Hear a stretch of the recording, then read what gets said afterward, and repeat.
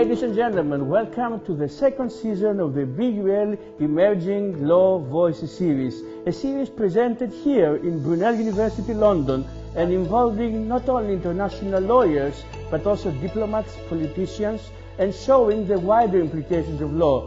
Together with us also this year with more episodes. Stay tuned on YouTube, on the Brunel Law School channel and on Spotify, and we look forward to seeing you also this year.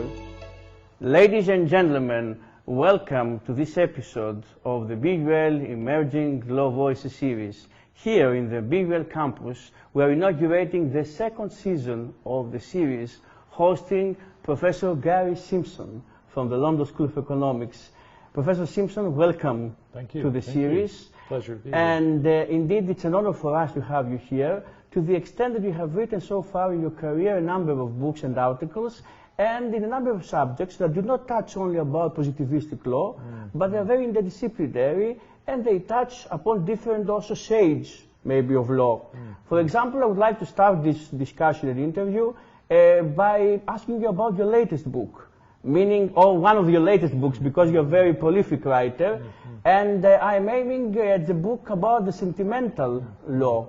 And you wrote, and you can tell us a bit about this book. But my question in concreto is, do you think that international law is more sentimental or logical? Well, it understands itself to be largely logical. It thinks of itself as a classic rational enterprise, as law does itself. So the application of a set of rules by officials, judges, and so on. And what I wanted to do was try and uncover what was going on underneath, as it were, the international legal system. You know, what sort of passions inspired it, what sort of emotions went into its life, and what sort of lives international lawyers lived. So I wanted to sort of get under the surface of international law, if you like, get at its sort of dark, unconscious. You remind me of the whole field of psychology of international law, and also behavioral economics and other sciences also try now to decipher. Personally, to be honest, I also write about civilian war trauma, so I deal also with the psychological aspect. So I understand that you try to reach international law through psychology or also through other disciplines, like sociology, for example.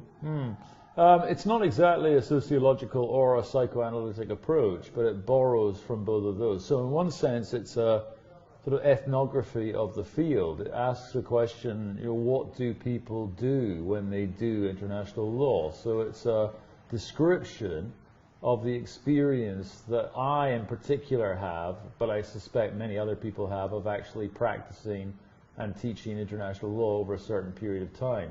So it's a kind of descriptive sociology, if you like, but very much inspired by Freud's thought that we should ask the questions that we don't want to answer, the hidden questions, the things that we leave unsaid. That's always what the psychoanalyst is trying to get us to say. And we resist, of course. We give the psychoanalyst an official story of our lives, and the psychoanalyst isn't particularly interested in that story, but wants to uncover something deeper, darker, more historical. And I suppose I wanted to do that with the whole discipline. So in a sense, I put international law on the couch, though not as a trained psychoanalyst. And in a sense, I want to offer a sociology or ethnography of the field, but without being a sociologist or an ethnographer. You remind me now, you mentioned Freud, and Freud also tells us to go back to our childhood, to the past, in order to discover maybe some traumas that we may have. And I remember from your inaugural speech that you gave at the London School of Economics before you started writing the book, I had the pleasure to be present there in the audience, that you mentioned also in your book, you mentioned Iliad and Homer, and you have the story of Patroclus and Achilles. And my question is, how much important do you think history is to this psychoanalytic voyage of international law? Oh, vitally important. I mean, to a certain extent, some aspects of history are the hidden unconscious of international law. So in particular, the sort of dark history of colonialism, for example, or the forgotten history of colonial violence, very much sort of haunts the field of international law and haunts especially the field I work in, international criminal law. So for me, you know, every war crimes trials, and I know we might talk about the hidden history of war crimes in international law later, but every war crimes trial has a kind of official, conscious, surface story to tell about violence, while at the same time hiding other sorts of violence, I don't know, historical, hegemonic, great power violence, whatever it is. In a sense, every war crimes trial both tells us what is criminal and also what is not criminal, and declares certain acts that we might otherwise think of as extremely violent to be no longer criminal. That's what happened to a certain extent in the Nuremberg war crimes trials. They say that history is being written by the victors. How much easier do you think is it for victims to speak up, and for you and for us as international lawyers to uncover this truth of the victims? It's a big question. So international law historically didn't have a lot of interest in victims. I mean, international law was a way of organizing relations between states or between great powers and smaller powers, and it was a matter largely of state responsibility. And what happened to the victims of breaches of international law wasn't really a huge concern of the field, and only became a concern, I suppose, in the 1940s with the introduction of human rights law and international criminal law. And then I suppose we can say international criminal law also moved towards taking victims seriously in the 1990s. There was a lot of outreach towards victims. Victims began to have a role in court proceedings themselves. There was a sense that reparations for victims was an important part of international criminal law. It wasn't enough just to prosecute the perpetrators and send them to jail, but also to do something about their victims, the people who'd suffered. Here I have to ask you something about jus post bellum and the concept of reparations now that you mentioned. Sure. We know that restitution is also part of jus post bellum, which just to remind to our listeners and viewers that it's the part of law that comes after the end of hostilities. So the question is, how much do you think restitution, for example, now in cultural property, we have the restitution of some paintings and other artifacts to the original countries. How much do you think it's part of the healing process when it comes to armed conflicts? I mean, to a certain extent, it should be. But I think in at least one respect, and we can call this one of the sort of hidden hearts of international law, we got slightly burnt after the First World War, when it was thought that certain forms of reparation or restitution had failed or had been too punitive. That somehow restoring the international order to its previous position involved punishing Germany to such an extent that it created as a revisionist monster and ultimately the Nazi Party. I mean, we mustn't forget that Hitler and Goering met at a protest march against the Treaty of Versailles, the war guilt clauses, and the proposal to initiate war crimes trials against the Kaiser. So there was a bit of a backlash to that form of restitution, at least, in 1919, 1920. So there's been less of that, I think, in the contemporary era. But more recently, we've certainly taken seriously the idea that victims have to be restored to their original position to the extent that that's possible. I think the tragedy of contemporary human rights abuses is that it's often very, very difficult to achieve that. Although we have digital evidence now, we have all the technological means in order to maybe approach the plight of the victims. For sure, and that's important when we are restoring material objects, I suppose. But it's less compelling in the case of psychological and physical damage, or what you've called trauma. It's hard to restore someone to their previous self as a victim. That's the effect of trauma and torture on individual human beings. Because we speak about the sentimental part of international law, and sentiments are part of psychology, psychologists may tell us that it's very difficult to decipher trauma, because trauma has many degradations: post-traumatic stress disorder, depression, anxiety. Do you think that we speak on this the same language with the psychologists? Meaning, is it easy for us as lawyers to actually develop a dialogue with mental health scientists? I would like to think so. And there have been periodic efforts in that regard. I mean, there's a lot of interest in the mentality, not so much of the victims, but the perpetrators after the Holocaust. There was a great interest in the Vietnam War, for that matter. A lot of interest in what created these people, what sort of social conditions produce violence and horror and trauma. So I think that's somewhat encouraging. On the other hand, we are international lawyers to the extent that it's unclear to what extent we are experts in trauma or in psychology or in psychological harm. So I'm sort of calling for a more expanded understanding of international law, an understanding that takes in psychology, sociology, and so on. But I'm also very well aware of the limits of that. We're not trained psychologists. We're not trained medics. We're not even trained historians. We're lawyers in a way dabbling in other fields in the hope of bringing resources home and making our own field more compelling, more plausible, and frankly more interesting to its practitioners. You always strive to find the hidden part of the moon. And also in your other book that you mentioned before, Hidden Histories, you also spoke about what's hidden behind the lines. How easy is it for you as an academic? And of course, how rewarding it is when you see that what you do has some traces, has some findings in the end. Well, I mean, the Hidden Histories project was tremendously rewarding. That was an edited book that I worked on with Kevin Heller. And the two of us, we put out an advert saying we were having a conference in Melbourne, and we got dozens and dozens of proposals. People wanted to write about all sorts of obscure proceedings from the past. So somebody wrote on the Peter von Hagenbach trial that many seem to think was an origin for the field, but there was a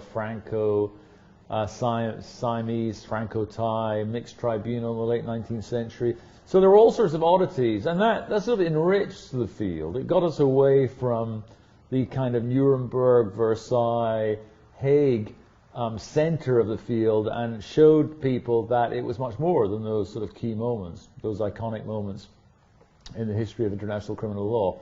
So that seemed important. But it's always hard to know what you're looking for when you scrape away at the so-called hidden aspects of a particular field, the deformities of the field. But I suppose my main intuition is that something is not quite right about global affairs. And international law hasn't been the balm that many people expected it to be. So I'm trying to figure out what the problem is, what the flaw is, why in particular we seem to be in a cycle of repetition. As a repetition of failure and violence. And if we are in that repetition, then what role does international law play? Does it ameliorate? And if it does, I think it does it in a very mild, soft way.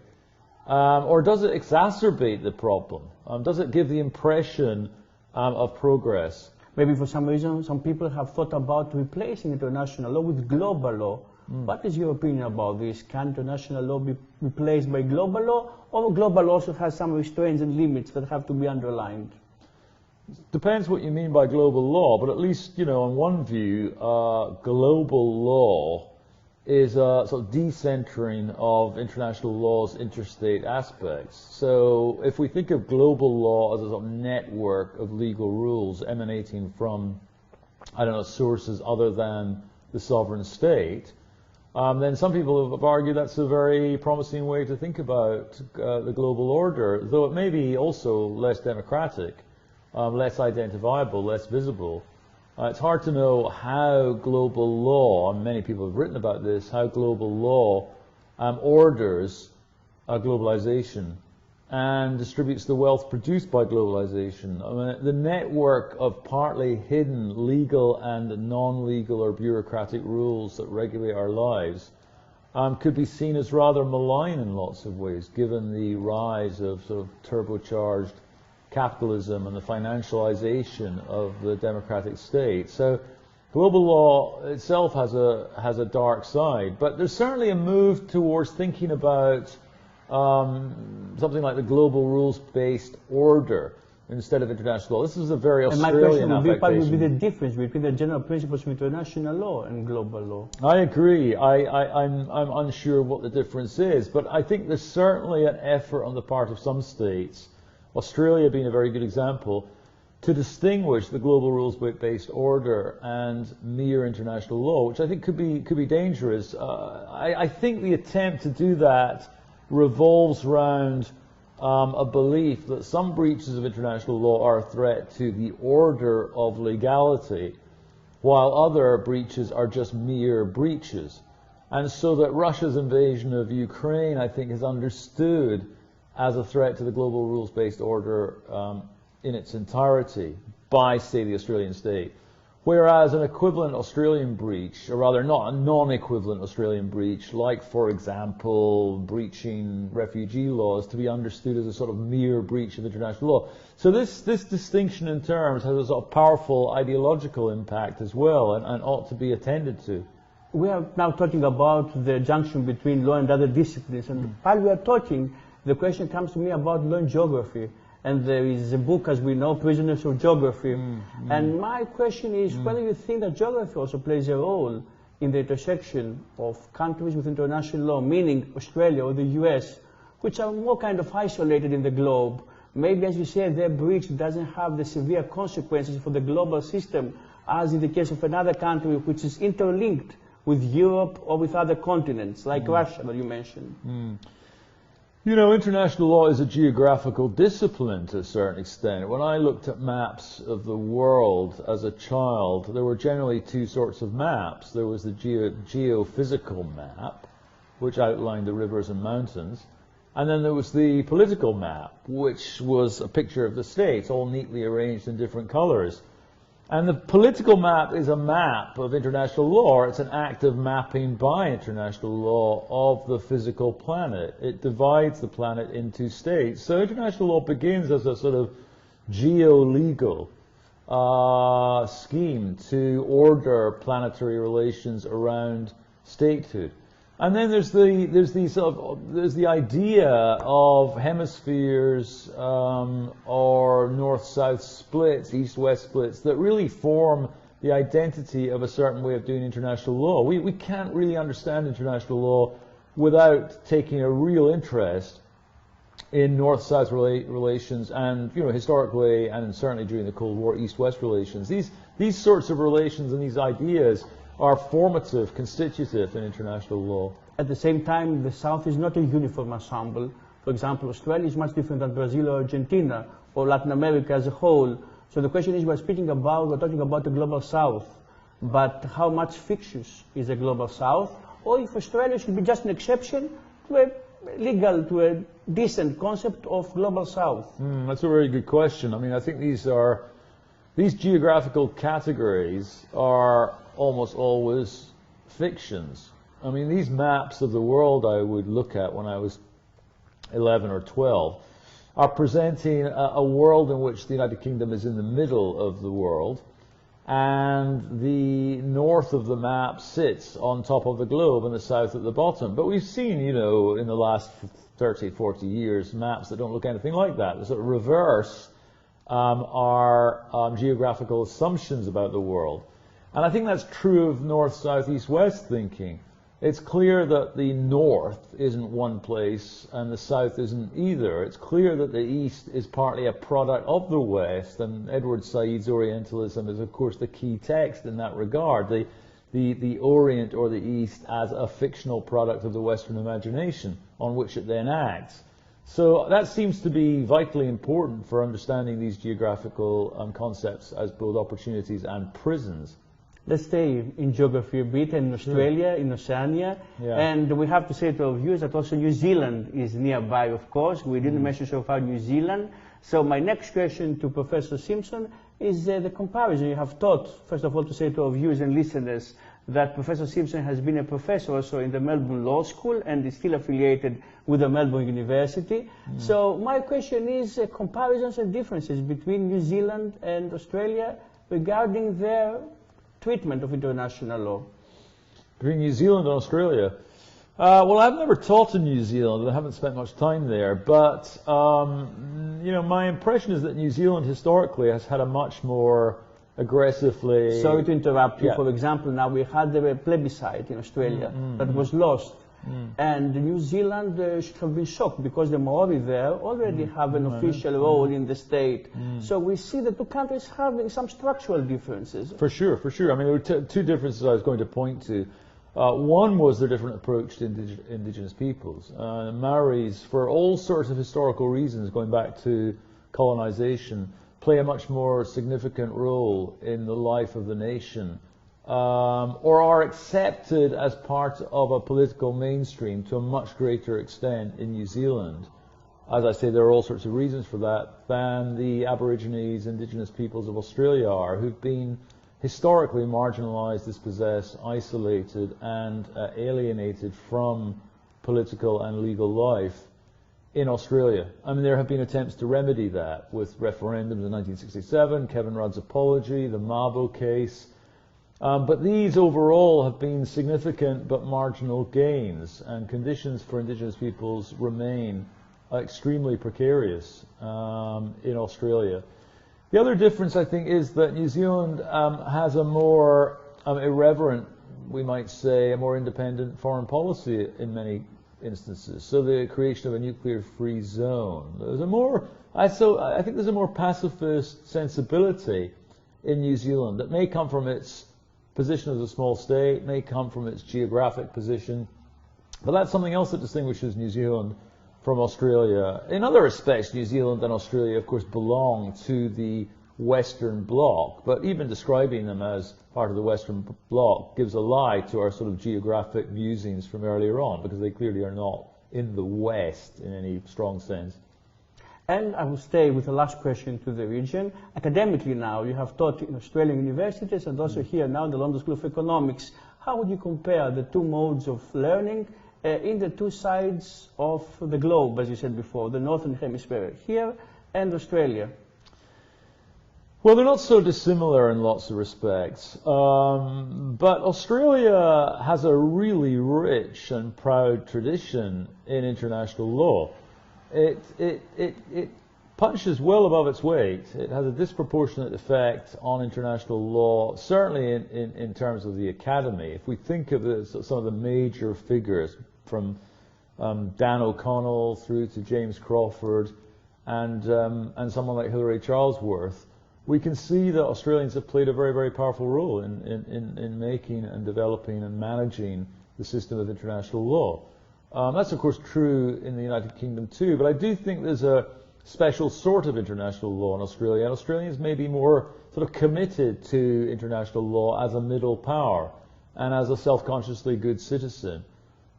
Britain has hewed much more closely to either the United States and the Pax Americana or towards the European Union project rather than global international law, or to British Empire itself, going back to the 18th, 19th centuries. So there are two slightly different attitudes to international law. On the other hand, Australia's inherited a lot of British approaches to international law, and British people go and teach there, and Australians come to Britain.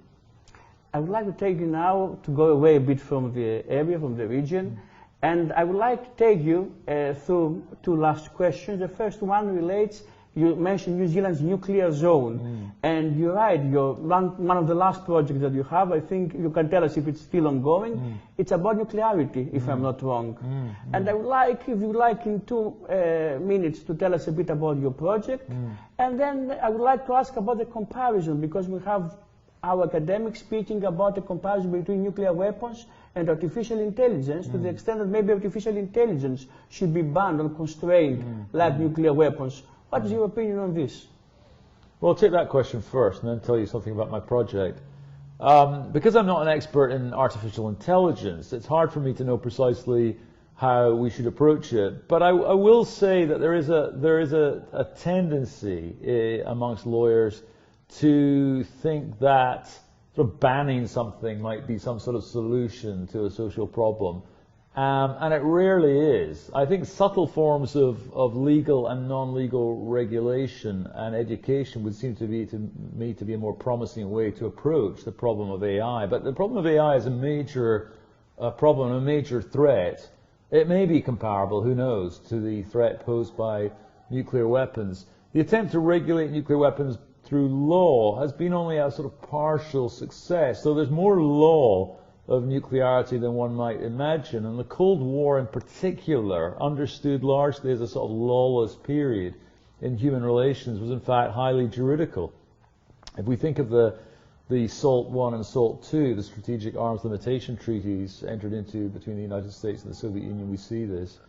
But my interest at the moment is not so much on the law of nuclearism, but on my personal experience of it. I grew up in a Cold War site in the north of Scotland. There was a nuclear power station, a nuclear submarine base, and an American military base. And there were Soviet bears, we used to call them. Soviet planes used to fly overhead very regularly. And my new book, the book I'm working on at the moment, I've just finished the first draft, it's called The Atomics, My Nuclear Family at the End of the Earth. And it's an attempt to understand what it was like to grow up at the height of the Cold War and in the midst of a nuclear threat that neither law nor politics seemed to allay to any great degree. So that's the idea behind the book, to sort of offer, if you like to go back to our original discussion, I said that the sentimental life of international law was an ethnography of the field. This, in a way, is a study of, again, sort of my experience of nuclearism from below and then subsequently as an international lawyer and the intersection between those two. Which underlines how much we should give part of our own selves in the discipline of international law. Professor Simpson, thank you very much for this interview. Thank you. Ladies and gentlemen, it was Professor Gerry Simpson from the London School of Economics. Thank you very much for being with us. I'm Dr. Solon Solomon here in Brunel University London, and we look forward to seeing you in the next episode of the BUL Emerging Law Voices series.